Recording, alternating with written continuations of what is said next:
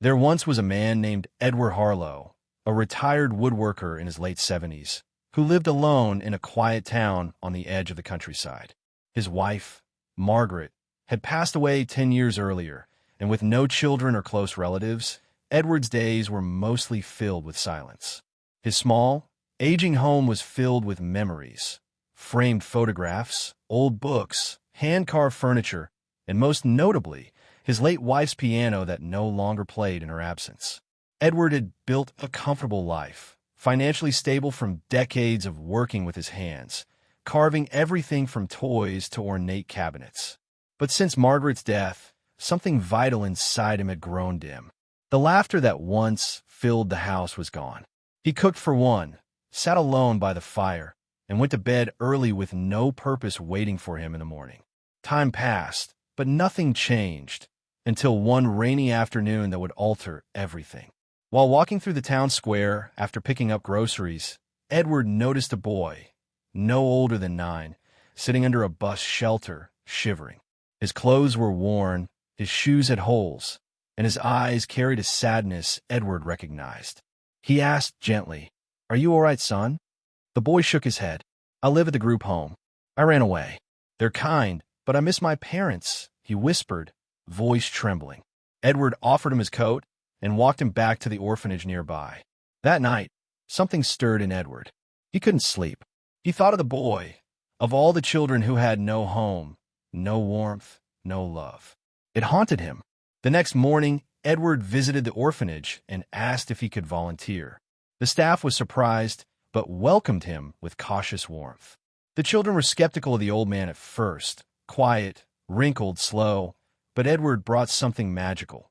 He brought stories. He told tales of love, adventure, and courage. More importantly, he listened. Then he brought his tools and started carving toys, wooden animals, puzzles, tiny chairs, spinning tops. The children were mesmerized. For many, it was the first time someone had made something just for them. Weeks passed, then months. Edward visited every day. He fixed broken furniture, helped with repairs, and taught the older kids how to use tools safely.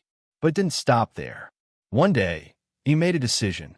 He didn't need all the possessions filling his house. He began giving them away. The books went to the orphanage library. The old piano, repaired and tuned, brought music back into the halls. Margaret's favorite rocking chair became the reading corner seat. Even the expensive antique cabinet he once said he'd never part with. He sold it and used the money to fix the leaking roof of the orphanage. People in town started to notice. "Why are you giving away everything?" someone asked.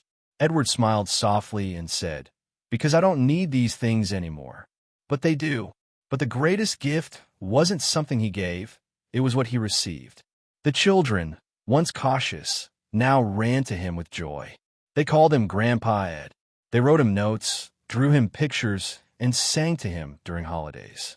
His house, once silent, now echoed with life. He wasn't just healing them. They were healing him. In the final chapter of his life, Edward had found meaning, not in what he had, but in what he gave. When he passed away, peacefully years later, the entire orphanage came to the funeral. They didn't just bury a man. They honored a legacy of kindness. The town even named the orphanage's new woodworking center Harlow Hall in his memory. Giving heals more than receiving. Edward's story reminds us that wealth isn't measured by what we keep, but by what we share. In a world chasing more money, more success, more recognition, sometimes the truest purpose is found in the quiet moments of giving without expectation. In this story, we find that if I have everything I thought I needed, yet I still feel empty.